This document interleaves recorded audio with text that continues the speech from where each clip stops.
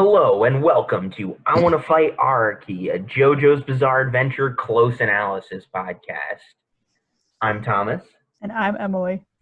and today we are finally at part 3, Stardust Crusaders of JoJo's Bizarre Adventure, and we are going to be talking about Stardust Crusaders for a long time. Oh boy. So with all that said, let's just jump right into the summary of Stardust Crusaders episodes 1, 2, and 3. So, in 1987, a mysterious boat is found off the coast of Africa. The boat has no crew, but still half full cups of coffee and food left aside, along with a coffin emblazoned with the name Dio. Meanwhile, in a police station in Japan, Holly Joestar, daughter of Joseph Joestar, is brought in by police forces to talk to her son, Jotaro Kujo, who was arrested after beating up some criminals, breaking several of their bones, and even crushing their testicles. As the police officers guide Holly to Jotaro's cell, they poke fun at his nickname of JoJo. When Holly arrives at the cell, however, Jotaro refuses to leave, saying that he is being possessed by an evil spirit who will hurt anyone nearby indiscriminately. Despite this, the spirit brings Jotaro things such as a radio and comic books for his cell. Holly and the officers continue to plead with Jotaro to leave his cell, so, to convince him of the danger he represents, a mysterious purple hand grabs one of the officers' guns. Jotaro fires it point blank at his head, only for the same purple hand to catch the bullet. Holly, unsure of what to do, asks for Joseph to come help Jotaro. Holly and Joseph head back to the police station, also followed by a mysterious companion of Joseph's in long red robes. When the trio arrive back at the station, Jotaro's cell has been filled with even more objects. Joseph orders Jotaro to leave the cell, but Jotaro refuses, saying that no one can help him, before displaying a show of force by removing one of Joseph's fingers from his metal hand. Joseph is caught off guard at first, but recenters himself. Joseph then introduces his companion, an Egyptian named Mohammed Avdol, and asks Avdol to remove Jotaro from the cell, even giving permission to hurt him. Jotaro warns the group that while Avdol looks strong, he is no match for the evil spirit, only for a spirit to appear from Avdol. The spirit, which Joseph refers to as Magician's Red, is a large muscular humanoid with a red-feathered bird head. Magician's Red produces chains of fire that force Jotaro to the wall of his cell.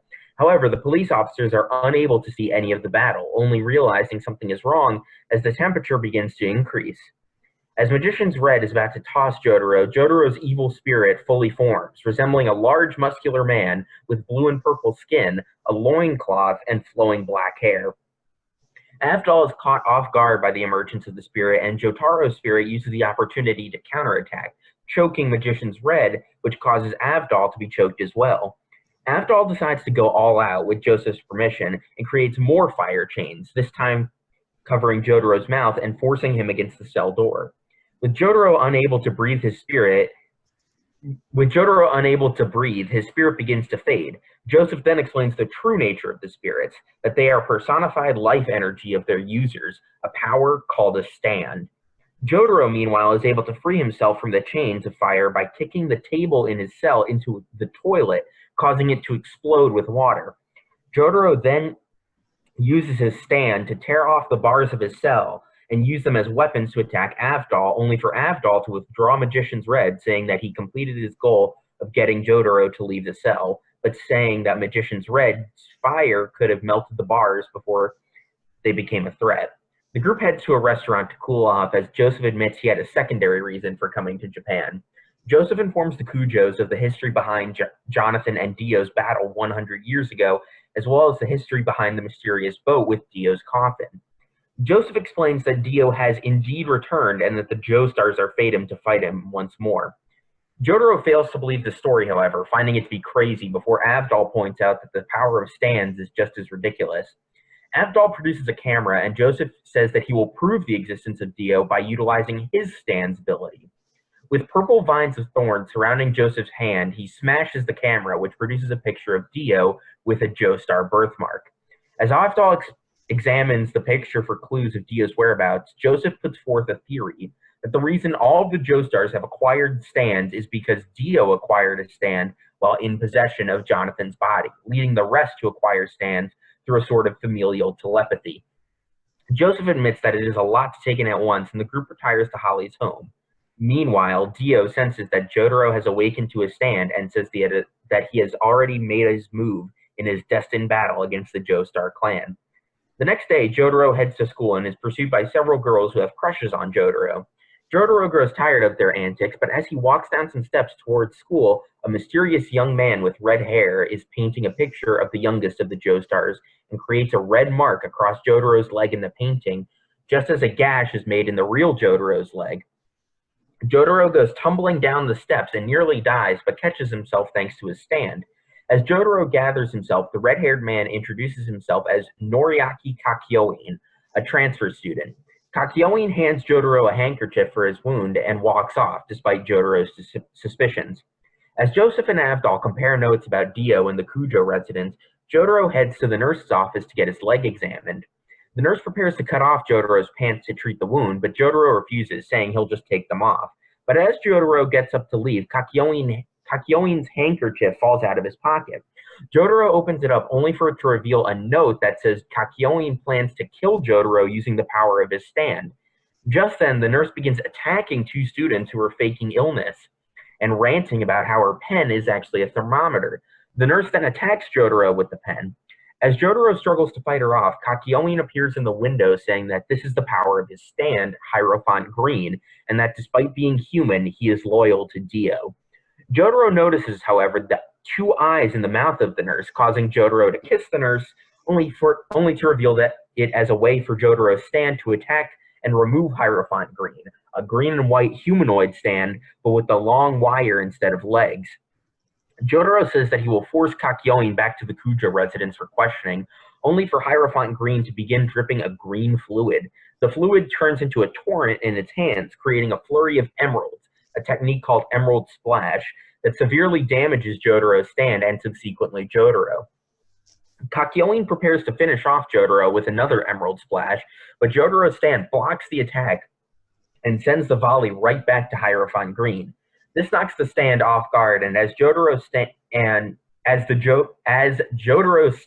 begins to attack Hierophant Green violently, leading to Kakyoin coughing up blood before Jotaro's stand unleashes a flurry of punches that causes even more blood to rupture from Kakyoin and is so powerful that the windows of the school explode. Jotaro decides to take the unconscious body of Kakyoin back to the Kujo residence for interrogation. As Jotaro comes home, he expresses worry that Holly looked a little pale in the morning, but she insists she is fine. As Jotaro lays Kakyoin on the floor, Joseph says that Kakyoin will die in a matter of days, all because of the means of Dio's mind control, something called a flesh bud. Joseph explains that the flesh bud isn't a standard form of mind control, however, but rather it only makes a person more susceptible to Dio's supernatural charisma. Avdol explains his encounter with Dio in Cairo at this time, how one day when Avdol was returning to his fortune-telling shop, Dio appeared and attempted to implant Avdol with a flesh bud. While Avdol managed to escape, he admitted to finding Dio's words and demeanor soothing and compelling on a beyond human level. Joseph continues to say that Kakyoin will die because of the flesh bud, but Jotaro refuses to give up, using his stand's power of super precision to remove the flesh bud without killing Kakyoin. Holly patches up Kakyoin's wounds and asks him to stay the night, which he accepts. The next morning, Joseph goes looking for his daughter while Jotaro prepares to leave for school before noticing that his mother hasn't given him a kiss goodbye yet. As Avdol heads towards the kitchen, he notices a dropped spoon outside and discovers Holly passed out on the floor. Avdol, panicked, examines her and discovers her stand has begun to manifest, but is slowly killing her. Joseph and Jotaro enter the room, but when Joseph sees his daughter in pain, he breaks down and grabs Jotaro. Jotaro slaps him and says that he needs to get a hold of himself. The group re-examines the pictures of Dio that Joseph's stand, Hermit Purple, was able to create, and with Jotaro's stand, are able to see a fly that Avdol recognizes and begins to research in the Kujo library. Kakyoin joins Avdol in the library and asks if it is really possible for a stand to kill its master. Avdol responds that he has seen it happen many times and that the only way to save Holly will be to kill Dio. Holly temporarily recovers, but Jotaro orders his mother to stay in bed until her fever has died down as Avdol arrives.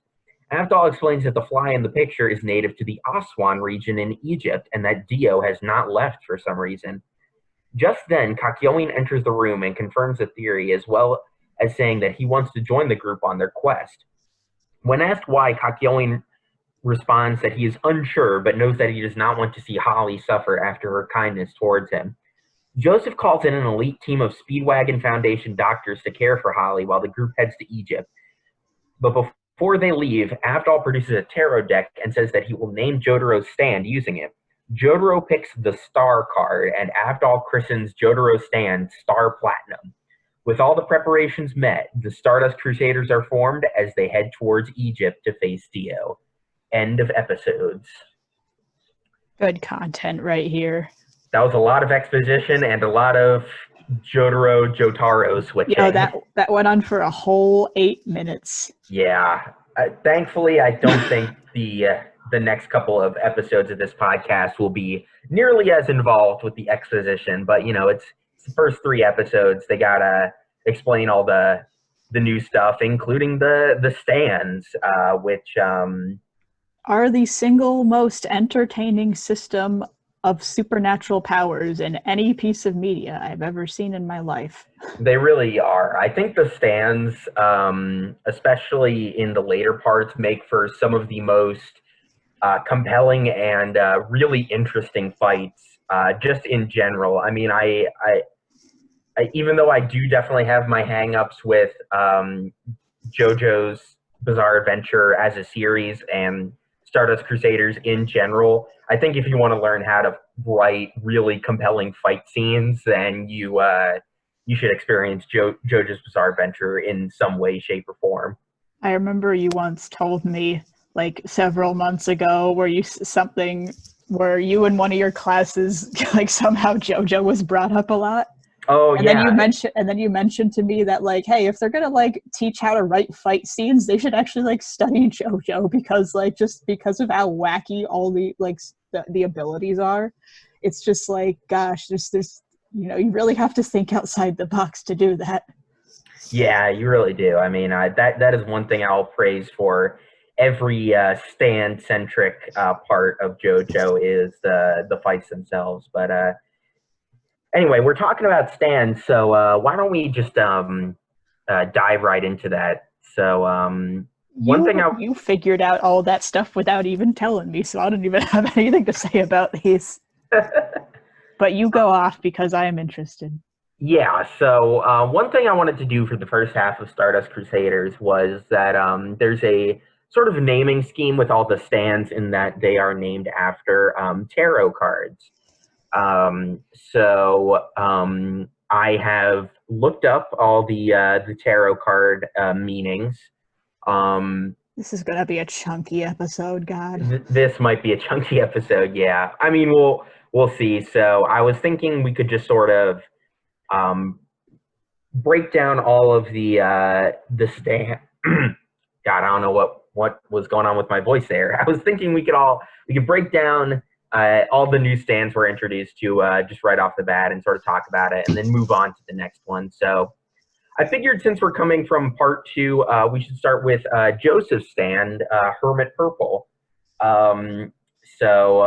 According to labyrinthos.com, which is the site I found, the upright keywords for the Hermit Arcana are self-reflection, introspection, contemplation, withdrawal, solitude, and the search for the self, while the reversed keywords are loneliness, isolation, recluse, being antisocial, rejection, and returning to society. Yo, wait, hold up. That makes so much sense. Like, I had a galaxy brain. Remember when you talked about, like, last in Battle Tendency, where you had that whole big thing about how, you know, Joseph changes throughout the series, and he starts to become, I guess, more like Caesar, and he starts to, like, see family is more important. So when you were like, yes, looking for yourself, you know, thinking about things, and just like, yo, I feel like that just validates that maybe a little bit. I don't explain why, I just think it does. And also because, like, the isolation thing and the other one, you know, he became a racist old man. So, I mean, that surprisingly, like, that fits pretty well. Yeah, I would say it fits pretty well, especially it's sort of like generally agreed upon that, like, the motif with Stardust Crusaders is that the Crusaders themselves start in the reverse of their Arcana, but by the end go back to the upright version of their Arcana. But I sort of disagree in a few places, and Joseph being the Hermit is one of those because, so Emily, I think you're absolutely right in that because of part 2, he is more self-reflective, more contemplative in terms of like his actions. Like he's a lot more focused, even though he does like have some hijinks in Stardust Crusaders, as we'll see. But I think a lot of this also has the reverse as well. So obviously, rejection in terms of like his rejection of basically like anyone who's not white, who's not Kakyoin, Jotaro, and Avdol. Like he's a racist old man, basically. He's a funny racist old man. He may be a racist old man, but he's our racist old man. He's like your grandpa that you love a lot, but like he just says questionable things every once in a while. You're like, yes, grandpa, I love you, but can you not? Being antisocial, we see this in the first part where he is he basically like flat out rejects every sort of part of the Japanese culture. He doesn't like sleeping on the floor. He doesn't forgive the Japanese. He can't forgive the Japanese for stealing his daughter away from him. Exactly. He doesn't do the tea ceremony with Avdol. Avdol was just vibing. He was like, yo, check out this tea. It's pretty cool. And he was like, I'm angry for no reason. I'm gonna drink this crappy instant coffee. He was like, this crappy, like, Japanese instant coffee. And then Avdol's like, it's American coffee. And the other thing is he refuses to call Holly Psycho, which is it's like the Japanese translation of her name. Seiko. Yeah, Seiko. I don't, as you guys will learn as we do this part, I suck at pronouncing things. Yeah, so when we get to part 5, I'm gonna be pronouncing everything right. I took Italian for 3 years in high school. Loneliness, isolation, probably not really relevant to Joseph's character arc. Returning to society, I would say, is the other one where, and this might be a little bit of a stretch, but he is, so like, part 2 is essentially like a world tour, like going all over the place. Doesn't really have like a definitive home so much. He just kind of travels around to fight the Pillar Men. And by the time we see him in part 3, he is a real estate mogul, Joestar Real Estate in New York, which is like, I think real estate is sort of seen as like a very sort of basic, but like also posh sort of job. And like the fact that he's sort of based in New York and is extremely wealthy is like he's embraced society more than how he has in part 2. I like how Joseph's like, yes, I saved the world once and now I'm a real estate agent. all of the Joestars have very weird jobs once they're done. Yeah, my boy Jonathan was straight up about to become an archaeologist. It's true. But like that didn't happen. So anything more to add on Joseph being the hermit, or shall we move on? We should skeet. Okay. I had only 2 notes about Joseph for these whole 3 episodes, and we covered both of them. Okay, so the next one I have is the Magician, which is Avdol's Magician's Red. So the Magician upright is representative of willpower, desire, being resourceful, skill, ability, concentration, and manifestation. While in reverse, the Magician means manipulation, is referring to manipulation, cunning, trickery, wasted talent, illusion, and deception. So Avdol and the Magician.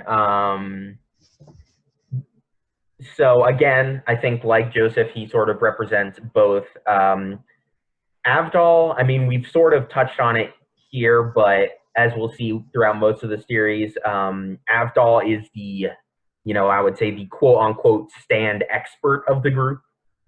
He certainly knows the most about stands, how they work, what exactly they can do to combat the stands. And I think that sort of is representative of like skill, ability, resourcefulness. He clearly has really strong control over Magician's Red, being able to like make chains and like fire is like really hard to control, but like he just can because of he's just that skilled with Magician's Red.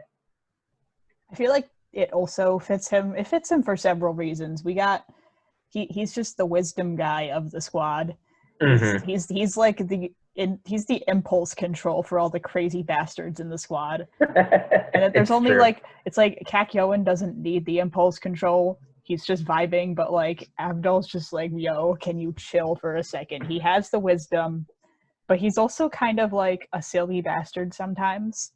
I mean, he makes a lot of like surprisingly like witty jokes. So I feel like that could be a part of like, I guess the cunning part a little bit. He never does a single bad thing at all throughout the entire show. But he's pretty smart. He knows. He doesn't, yeah. He's witty. He's silly. I mean, I would say there is a very specific example of Avdol being cunning and sort of the master of illusion. But we're not at that point yet, so I won't go too far into it. But I would say that's like the most representative part of him being that. I would say in these episodes, maybe the only one that really counts is manipulation, where he is able to sort of lure Jotaro out of the cell by just being a crafty bastard and like just poking at him essentially. Perhaps we could do little bits of character analysis as we go along with the stand representation, because I feel like since we're already on the topic, we could just go off and do that as we go along. Mm-hmm. Yeah, definitely. I have a couple more things about Avdol here, I think. There's just a few interesting things that I'm not, I guess it sort of ties into the stand thing a little bit. Once again, he's the responsible one. I feel like an important moment, obviously, was the entire like mini fight with him and Jotaro, when he was pondering whether to hold back or not against Jotaro. He didn't really want to hurt him, but he also didn't really want to hurt himself, Right. He's also shown to be incredibly loyal to Joseph. He literally helps him out whenever he asks him to. Mm-hmm. He knows his friends, he knows his allies. Then you got, I don't know, I'm trying to think of a word for it, like a character-defining moment for him in these episodes.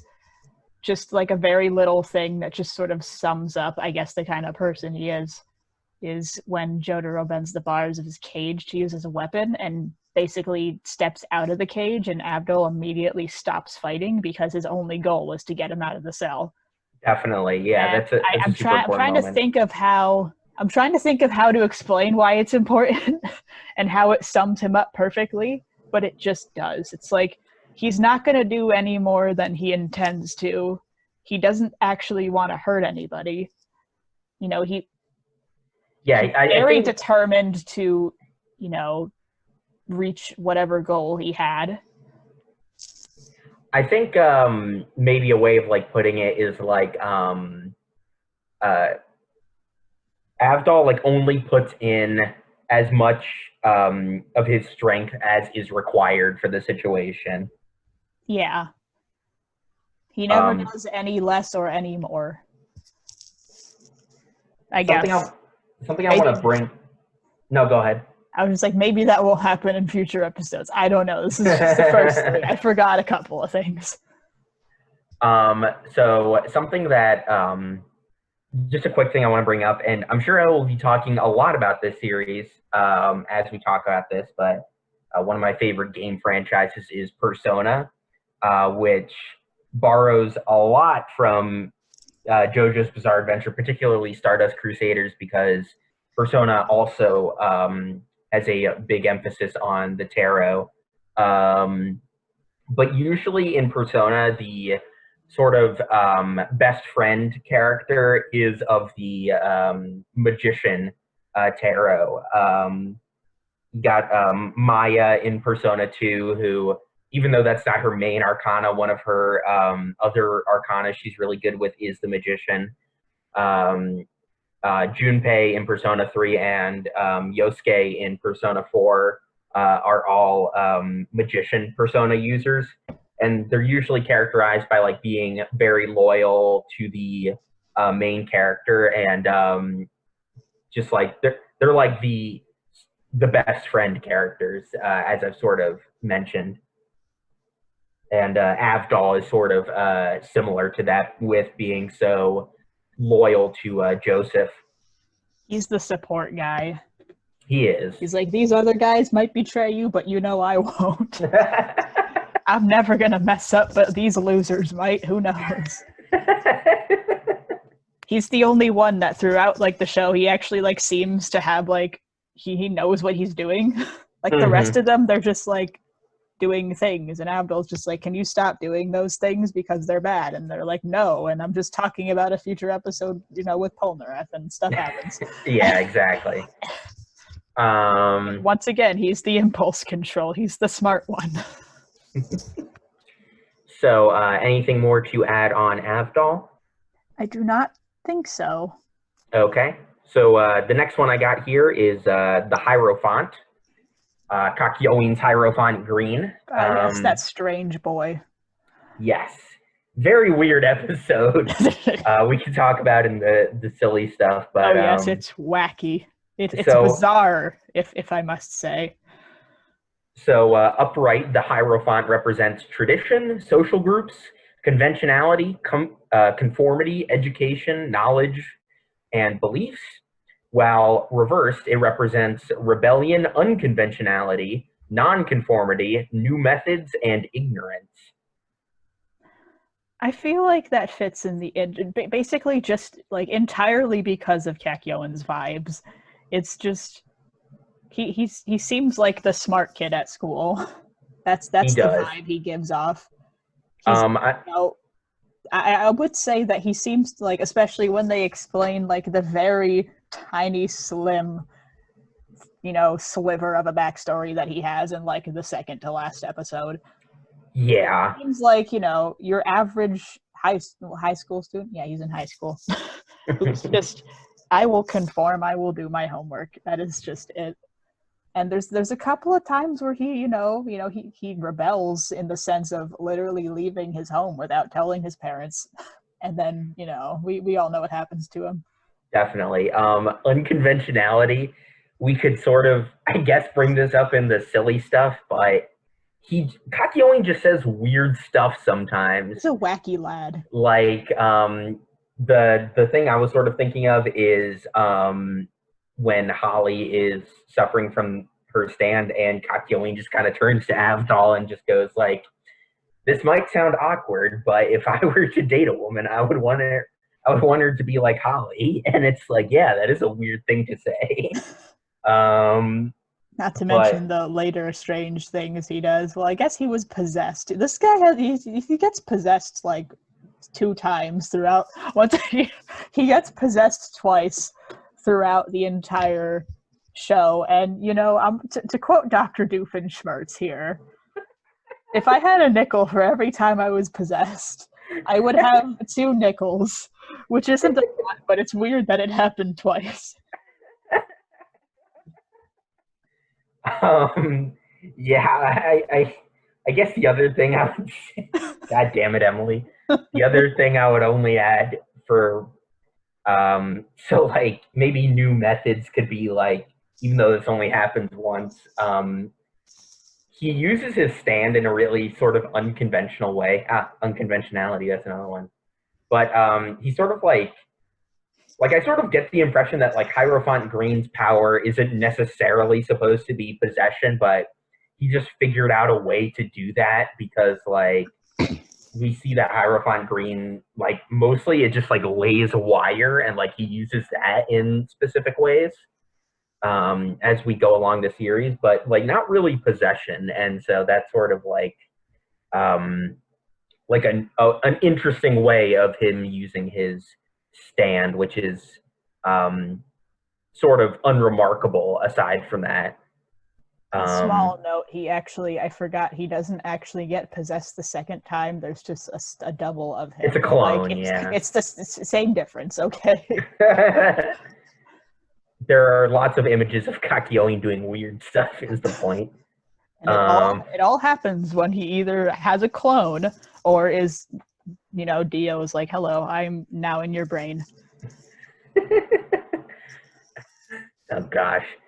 I was about to say something there, but I'm just gonna not. Okay. I have no idea what you were gonna say. I don't have any inkling, but like, okay. I guess the only other thing I would say is like you said, knowledge. I mean, Kakyoin certainly is the one of the group who I would say, besides Avdol, has his head like most on straight. He's pretty. He's not. The weird things he does aren't that frequent and aren't that big. So even though the weird he things he does usually happens when it's not even him. Exactly. Avdol and Kakyoin are the ones who know the things, and then you got the other three. You got the racist old man. You got the delinquent who likes to fight people, and then you got Polnareff. Polnareff is beyond classification. His wackiness is beyond classification. I don't know how to explain it other than the fact that it's absolutely brilliant. Well, speaking of that delinquent, should we talk about the Star Arcana really quick? Perhaps we should. Okay, so this is a good transition because I have a lot to say about Jotaro. I have a lot to say as well, and I think after we wrap up with talking about the tarot for now, you should say what you want about Jotaro, and then we should talk about the OP, because I think the OP actually relates very closely to Jotaro's character arc. Also, we need a little part of the plot. I have quite a bit to say about the opening plot. Definitely, yeah. So and surprising amount of stuff to say about Holly. Yeah, this is a beefer episode, folks. Chunky. Anyway, it's good content, I promise. Okay, we're trying our best. We're doing good. So the star in tarot, upright, represents hope, inspiration, positivity, faith, renewal, healing, and rejuvenation, while in reverse, it represents hopelessness, despair, negativity, lack of faith, and despondence. That makes sense in the strangest way, and I don't quite know how to explain it, but do you get me when it's it makes sense in a weird way, but you don't know how to explain it? I can kind of explain it, but it's just a vibe. Sort of. Unspoken vibe. I think we're gonna see more of the upright star representation once we get to part 4. Not that there isn't any in part 3, but mostly I noticed the closeness with the star in reverse. So I think negativity and lack of faith we definitely see, where Jotaro is disbelieving of the whole Dio story at first, despite the fact that he has a stand and has seen weird stuff. And then despondence, he's just not really involved in terms of his family or just society. He doesn't really seem to care about school. He cares about Holly, but in a very sort of not traditional way. And he just kind of by himself. And then negativity, he's just it's more so the things that he says are the reverse star, but the things he does are the upright star, I think. I feel like that's the perfect way to describe it. Yes, because he's always cursing out his mom, and he does things a punk would do,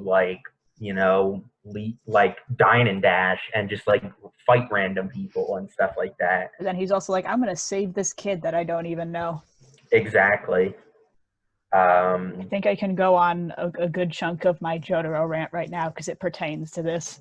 Yeah, go for it. So I feel like what we see mostly is the negative side of that, but every once I feel like the main thing that is like that our boy Araki and David Productions like tries to introduce here.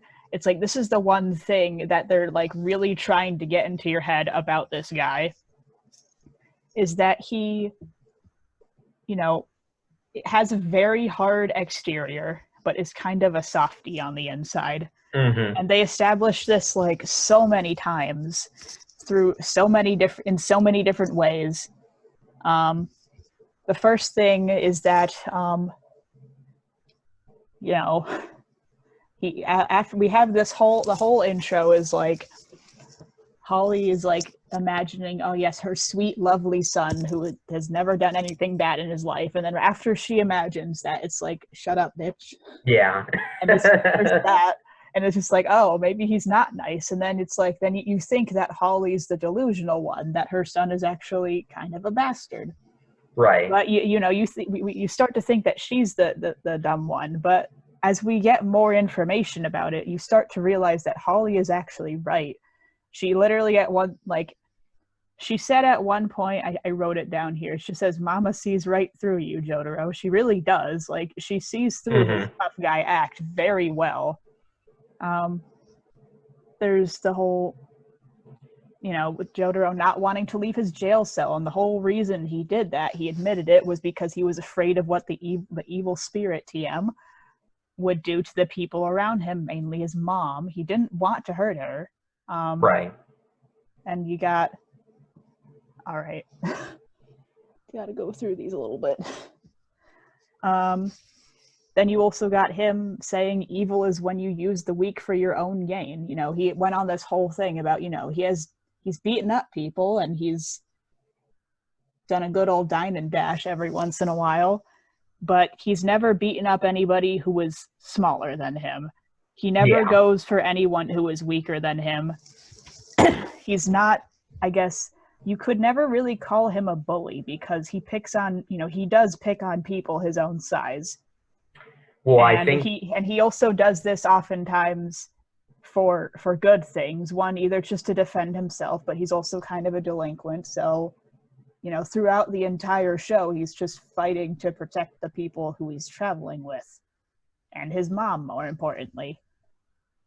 Yeah, definitely. And I mean, I think even, bringing up that line again, I think that's sort of like Jotaro hates bullies. I mean, that's sort of what he says is like... He bullies the bullies. Exactly.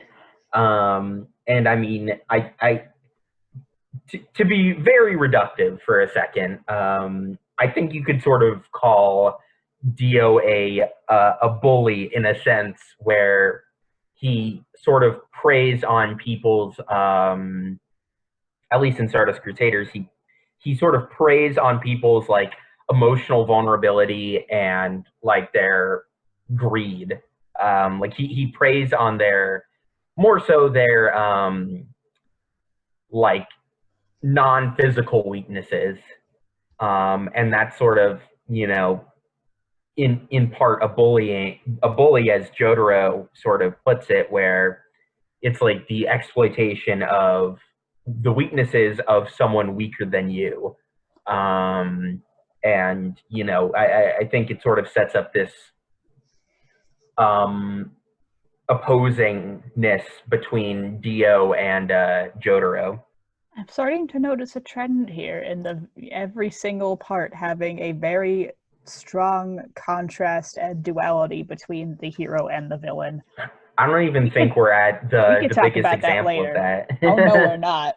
But that's maybe we should just do a whole episode about the dualities, TM. Maybe. Perhaps once we get to that part in which we can do that. And I'm still not done with my Jotaro rant. Yeah, go ahead. Sorry. It's fine. We love tangents in this household. We do them all the time. Oh, it's just something silly. He was like, okay, so he calls his mom a bitch, but he's like, bro, I would never hit a woman. That was just something weird that just happened. Yeah. He hits them with Okay. words. He hits them with words. Um, then we also got, once again, our boy willing to save the life of someone he didn't even know, who had previously just attacked him, going to show that he is, he might be, he's not the perfect hero and he's not the perfect good person, I guess, but he's still a good person in there. Mm-hmm. He's just not the best at being good, but he's good. He has morals. And he does the good things sometimes. And also, where's my mom's goodbye kiss? When he literally, like, just when you think that he doesn't care about his mom, we get several examples of him actually caring about her, but once again, just not knowing how to really show it, except Holly. Mm-hmm. Holly picks up on this. Like, she reads these very tiny, like, indications that he actually does care about her, and she sees through them really well. When Jotaro noticed that his mom didn't come and give him a goodbye kiss when he was going to school, that made him concerned because she always does that. And he goes to find her and realizes that, bad things just happened. She's sick now. Also, not to mention when they find, when she's very feverish and lying down in bed and she tries to get up acting like she's all fine, he just says, shut up and stay in bed. And it's just like, it comes off as mean. But like at the same time, that there's good intentions behind it. He doesn't want her to get any sicker. And it also reminds me of something that our friend Julia once did to me. Did I ever tell you about that? I don't think so necessarily. Where I was feeling sick one day and they were like, I'm gonna walk you up to your room. And I was like, you don't have to do that. And they were like, I'm doing it and you can't stop me. And I was like, okay. So they came with me and then we got into my room and then we just like stared at each other and then they looked at me and said, take off your shoes. And then I took off my shoes and they said, take off your jacket. I took off my jacket and they said, get in bed. And I got in bed. Oh, and yeah. they put the covers over me and said, don't move. And then they just left. And then I fell asleep for like 4 hours. Nice. I didn't move. I felt threatened. I felt like they were going to come after me. Like the second I moved, they would know. And then suddenly the door would just break down. That's awesome. Now, I think it's sort of an interesting contrast, though, between like Jotaro and Joseph, where I feel like to Joseph everything is a joke, and to Jotaro everything is like dead 100% serious. Like they have a very interesting dynamic. They do. I feel like one moment though that sums up their dynamic perfectly was when, like, hold on, I wrote it down somewhere and I'm trying to find it. Gosh, diddly. Where is it? Oh yeah, where Jotaro calls his mom a bitch, then Holly smiles and says, okay, and then Joseph yells at him for calling his mom a bitch, and then Abdul is just sitting there vibing, not just not doing anything. I feel that's just like a perfect summary of the dynamic. It really is. So, do you want to talk about the OP real quick? Perhaps. See, I didn't actually take a lot of notes on the OPs because I feel like the OPs for part 3 I love them, okay? But they're mostly just for hype, which I vibe with. They're very good hype OPs. They're fantastic, and the animation really do be good. And also, I actually really like the outro. It's no longer roundabout, but it is Walk Like an Egyptian, which is a bop, I must admit. And I paired with the absolutely beautiful animation in the outro. My favorite part about, so I actually do think that there is some sort of symbology stuff going on, at least in Stand Proud. I haven't seen the End of the World OP in quite a bit, but yeah. Gosh, so I love that one. I love in the ending where it plays Walk Like an Egyptian. You see the shadow that's like an arrow. It reflects to the beat. Like, you know what I'm sort of talking about? And it's also be like, yes, it goes back and forth, symbolizing that their journey was very wacky and that they thought they were going in one direction, but then it's just like, okay, I guess the plane crashed. Oh no, the boat sank. Oh no, there's a car chasing our car and trying to run us off the road. It's like traveling by map in the Muppets movie. No, but so basically the point I have to make about Jotaro, and probably will continue to make as we continue breaking down Stardust Crusaders, is that Jotaro's arc in Stardust Crusaders is very similar to Joseph's in that he is learning to be more involved with his family.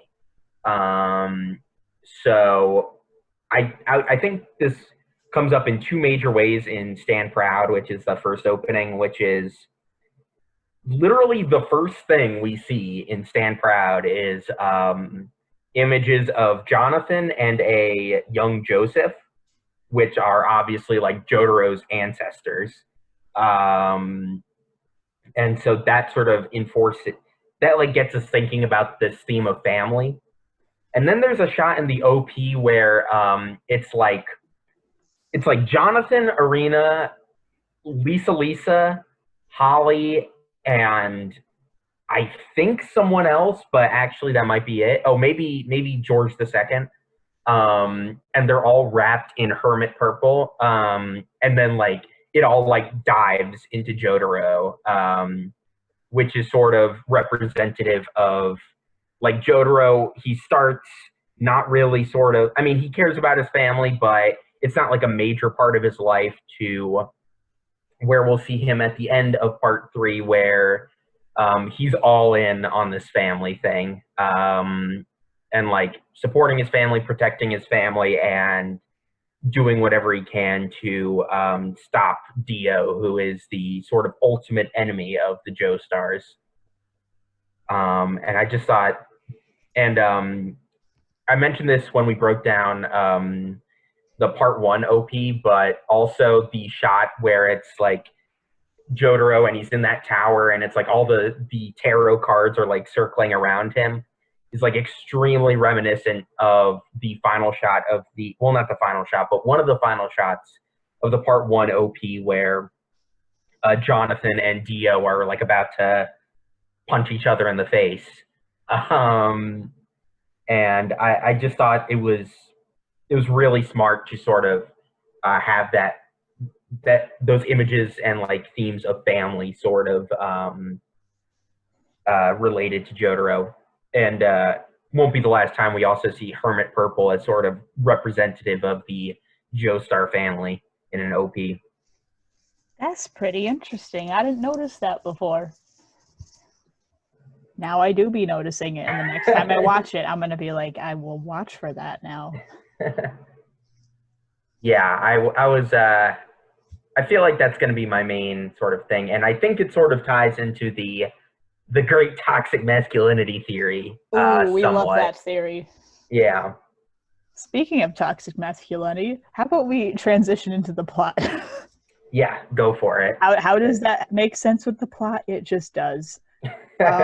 Because Dio is a toxic man. Yes, that is the entire explanation. Because Dio sucks. Dio's back, and he sucks even more. So I only have one thing. Oh, he sucks even more in several different ways. He is a vampire, after all. Yes.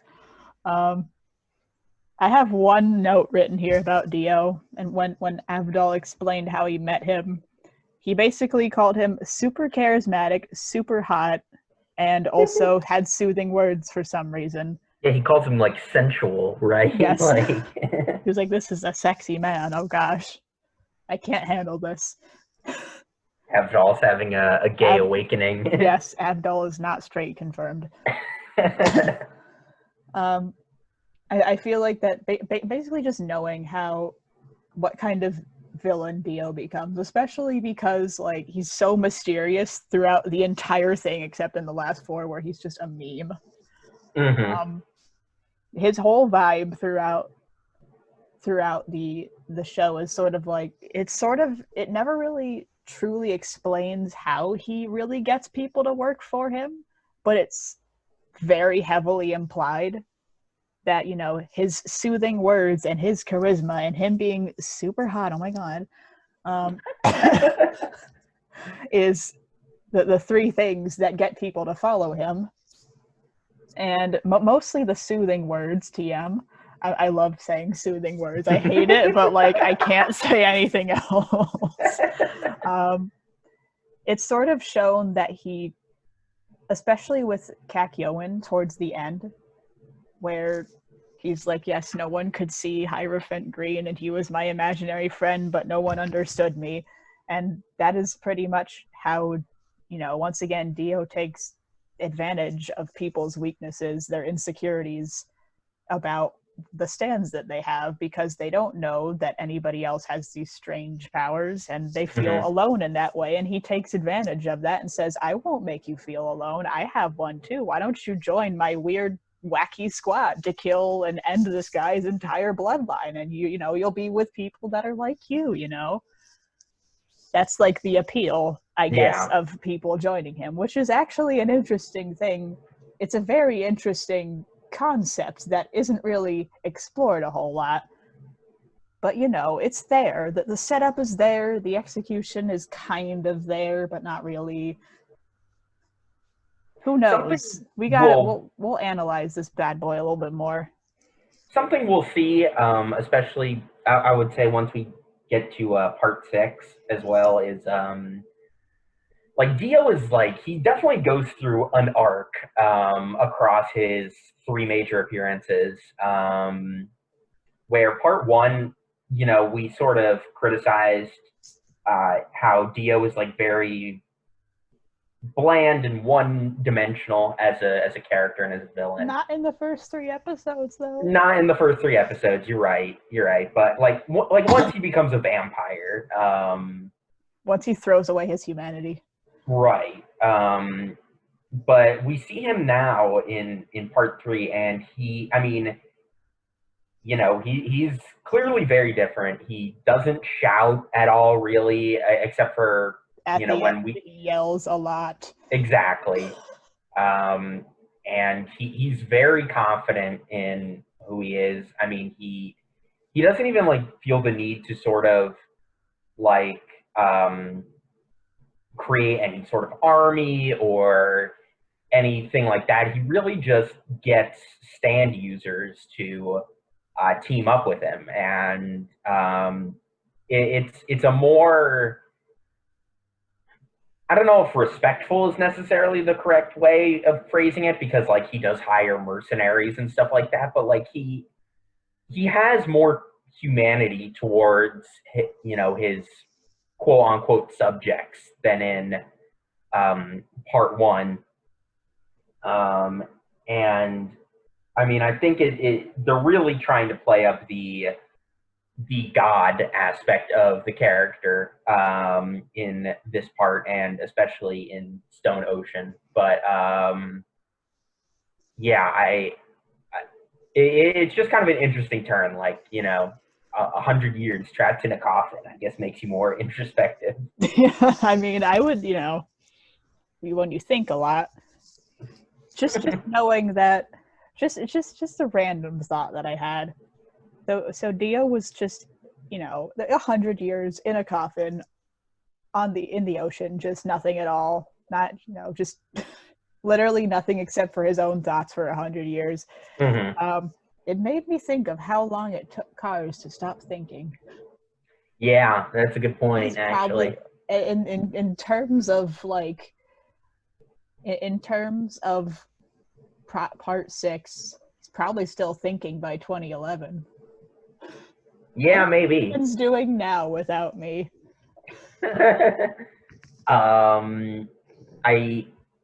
So speaking of cars, actually, I don't know if this is going to go anywhere, but I figured I'd like share it anyway. But I feel like Star Platinum kind of looks like the Pillar Men a little bit. Actually, I didn't notice that. He's got the loincloth. Yeah. He's got the loincloth, and he's got like really awesome hair. Yeah. And Those are the only two qualifications. And also he's really buff. That's another thing. yeah, he's really muscular. He's got a like sort of light jewelry with like a tiara and stuff. He's a princess. I don't know if that necessarily has any connection or even if that was like what was being gone for, but it's there. yeah, it's there. I guess if I had to connect it some way, I don't know, maybe just all right, I'm sort of this is gonna be probably the reachiest reach for a while. But reach your arms. So stretch. We haven't really dived into the expanded media at all, but there's a story called Jorge Joestar, which is about George Joestar II, partly, but also partly some of it takes place after the big thing happens in part 6.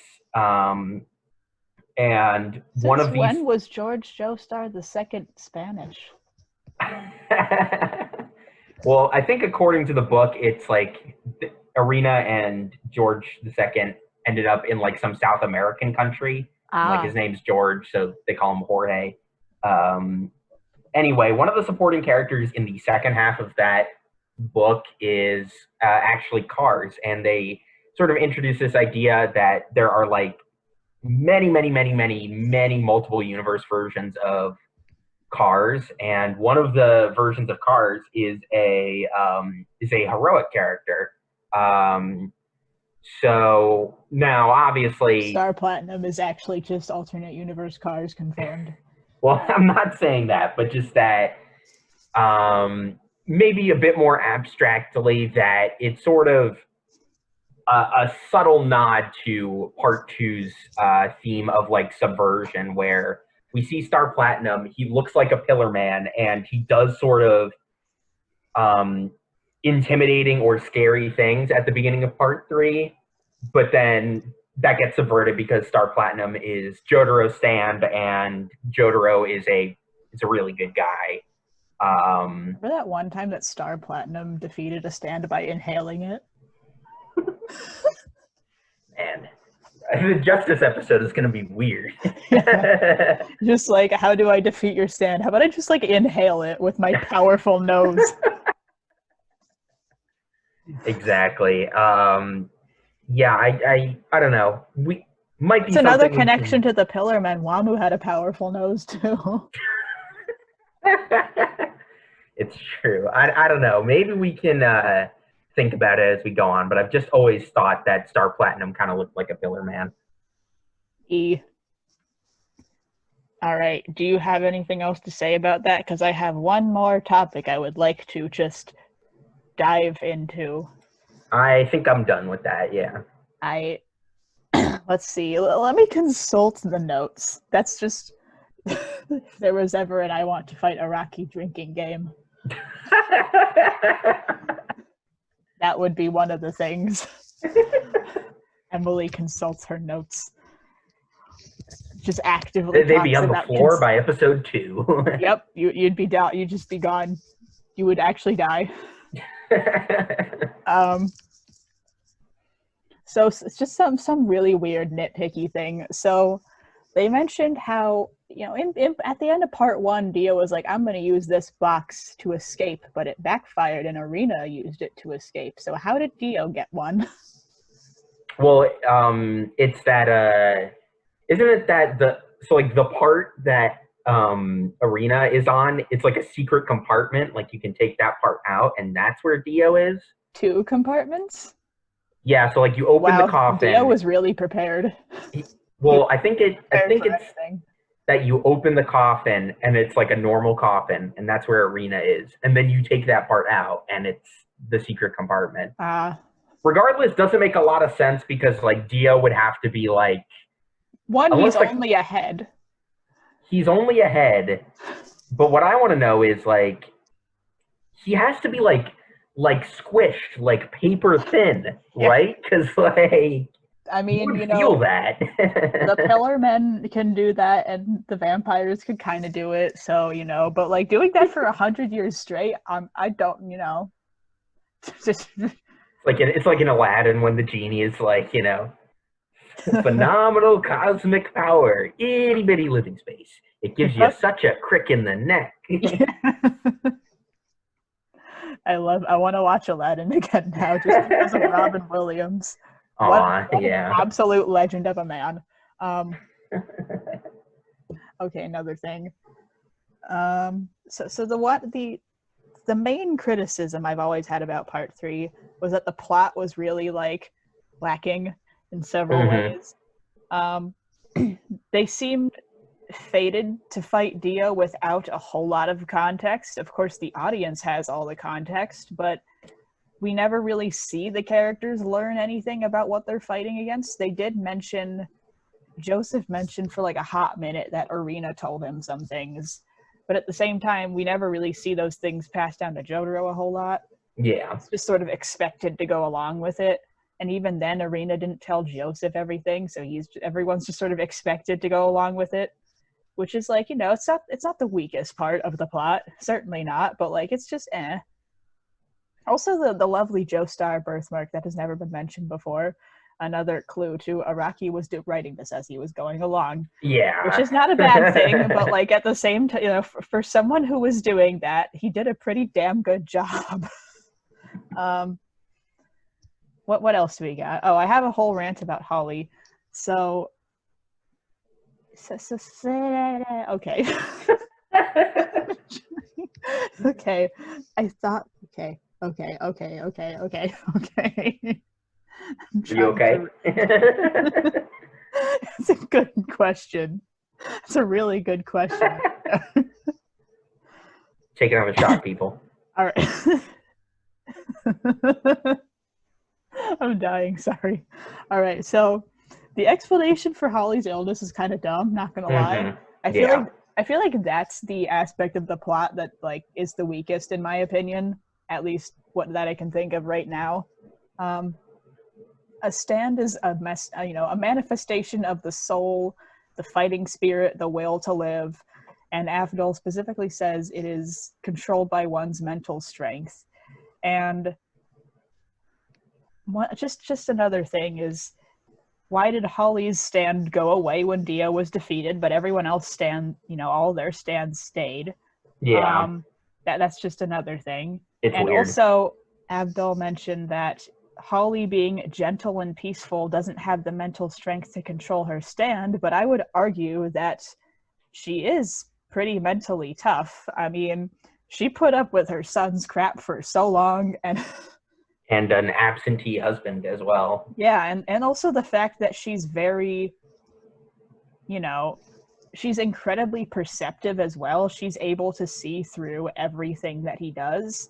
And, you know, once again, she also never lashes out at him for saying bad things. And once you really think about Holly a bit, she's not a dumbass. She really does see that Jotaro is a good person. And despite the fact that he doesn't know how to express it and says mean things, she doesn't, you know, attack him for it, which I wouldn't call that really a good trait. But at the same time, she's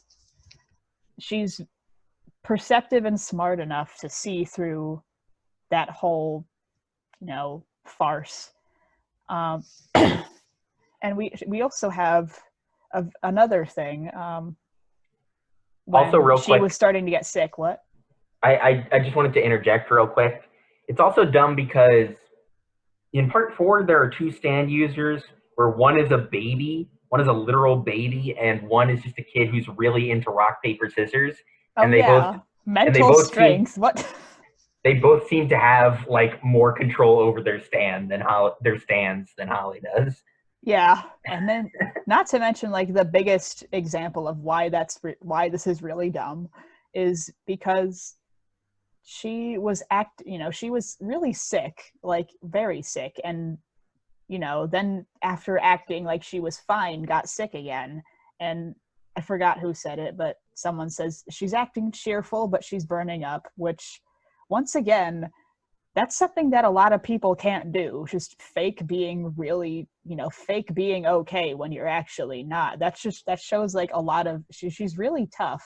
Mm-hmm. And honestly, it does not make sense whatsoever that she would not have the mental strength to control her stand, especially because they also mentioned that she knew she had a stand and she was keeping it from them, even though they figured it out. She definitely, like, there's absolutely nothing that suggests that she's not mentally strong enough to be able to control her stand. And I don't think being gentle and peaceful is any reason to not be able to do so. I feel like that could actually make someone stronger, as in, resisting to lash out against people is a very strong trait to have.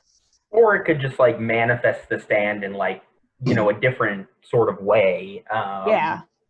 I mean, it's yet another example of Araki just like being bad at writing women. We love a good sexism sometimes.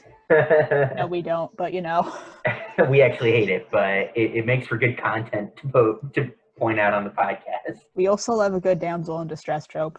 Yeah, I just wanted to comment on the Holly sexism stuff in general. Like, so like I don't know. Like, obviously I'm not a woman. So like I don't know how this ha ha ha. I don't know how this plays to you, Emily, but like just like the whole trait of like Jotaro calling his mom a bitch and like Bastard all man. that, it just feels like really awkward to me. Like, Oh yes, it is. It doesn't feel like that awkward to me for some reason. I mean, I don't know why. It's just because, he's obviously, it's just because of the fact that he just doesn't know how to talk to people. And yeah. he's just kind of a bastard, but he also, it's the reason it's not as awkward to me is because you see very clearly that he does care about her. He just doesn't use the right words to do so. And I'm kind of that person too. I care about people, but I'm bad at vocalizing me caring about people. I can kind of relate to our boy Jotaro a little bit. That's probably why. Yeah, I mean, it's definitely a difficult thing to do. And I will say it doesn't bother me quite as much as the Lisa stuff in part two. No. Because at least, like you said, it plays into Jotaro's character arc and Holly is also, it also plays into that, she's kind of an interesting character too, even though, like, once again, like Arena, she's actually pretty cool, but she doesn't get any screen time. I just think I don't know. It could have been, there could have been a lot of interesting ideas if like Holly came along with the group and, she had a unique stand and stuff like that. I mean, I think there's some potential in that, but obviously that's just, speculation as to what that would look like exactly. I don't know. It just kind of bothers me a little bit. We love a good speculation. But another thing about Holly is that, if she was able to control her stand, then there would be no reason for them to go after Dio, because like the fact that she gets, sick is the reason that they go after him. But it's based on how, Dio's track record of being absolutely terrible, I feel like there could easily be something else that they could go after him for. Like, he's just doing very bad things to people. Like, for example, what he did to Kakyoin was bad enough, Exactly. And just the fact that he was going to take over the world. And once again, I feel like, especially Jotaro's motivation and the fact that he hates bullies and he likes to bully the bullies, I feel like that's a pretty good motivation for him to go after Dio, because Dio is just an asshole. And I do think that is generally a strength of this, is like, obviously this is the widest cast of main characters we've had. And they do a good job of like tying everyone pretty effectively to like they all have a personal reason as to why they want to fight Dio. Like Jotaro wants to save Holly, Joseph wants to save Holly, but he also sort of wants to, I guess, fulfill the Joestar legacy by finally killing Dio. Kakyoin's in it to save Holly and also sort of revenge for being flesh-butted. Polnareff is definitely in it for revenge, as we'll see later. and Avdol is there to drive the van and just kind of hang out. But it explained in the end that think. Avdol's main like motivation was he just hates evil and he just tries to get rid of it whenever he sees it. And you know, Dio's obviously terrible, and he's also good buddies with Joseph, so might as well. And Dio attacked Avdol. Oh yeah, and yeah, not to mention Dio came after him. He wasn't a fan. Mm-hmm. He saw how terrifying he was firsthand, and also how charismatic and how hot he was, and how terrifyingly sensual he was. I love that word combination. Terrifyingly sensual. Oh, I hate that, but I love it at the same time. Anything else you want to talk about in terms of the serious stuff with these episodes? Nope. I only have silly left. All right, let's talk silly stuff because there's a lot of silly stuff. Yes. I just love the fact that you know, when Jotaro was attacked, he beat the shit out of them, but they also mentioned that he crushed all of their nuts. Yeah. like that was very extra of you, sir. Okay. To me, like the only the silly stuff that I noticed was in like the second episode. So again, I'm watching the sub for these. I too watched the sub.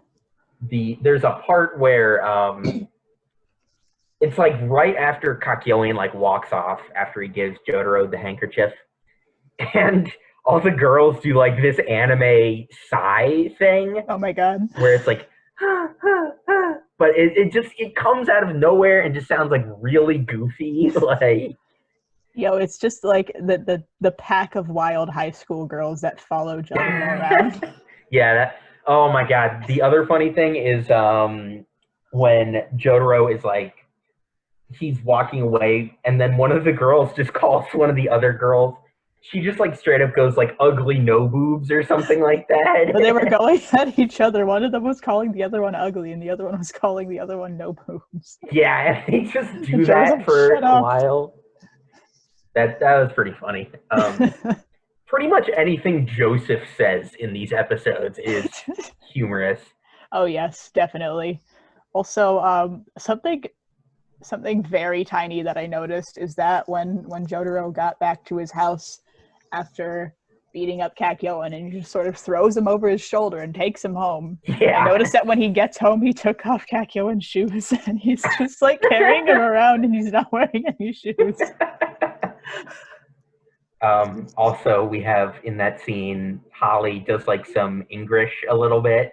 Oh yes, always a good time. Which I would say part 3 has the most iconic Japanese actors trying to do English in all of JoJo's Bizarre Adventure, particularly from Joseph.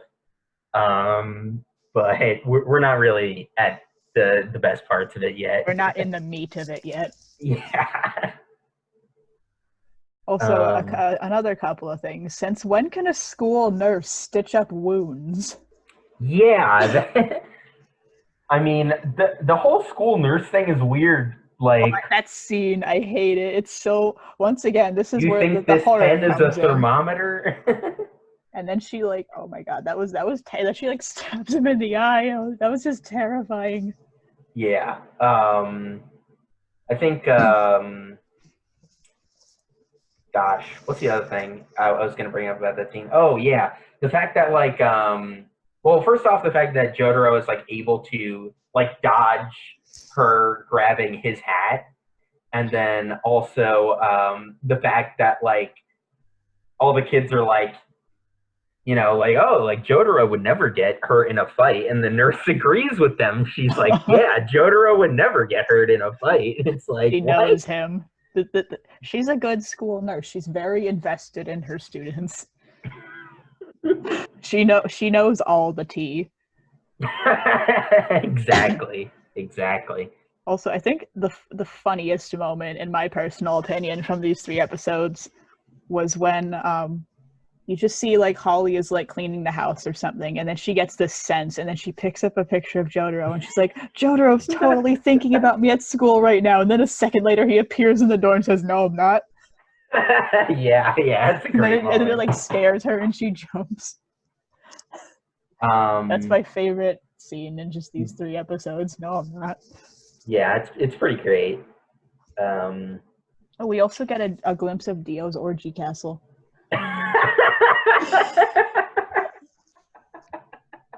I didn't realize that's what you called it. That's what it is, though. I mean, we do see a woman for sure, and they not fully clothed woman. And she also is dead. Yeah. Wacky. Am I right? I mean, yeah, no, she is. That's wacky. Bizarre. That's all the silly stuff I have. Do you have anything else? I don't. That's it. Okay. It was silly.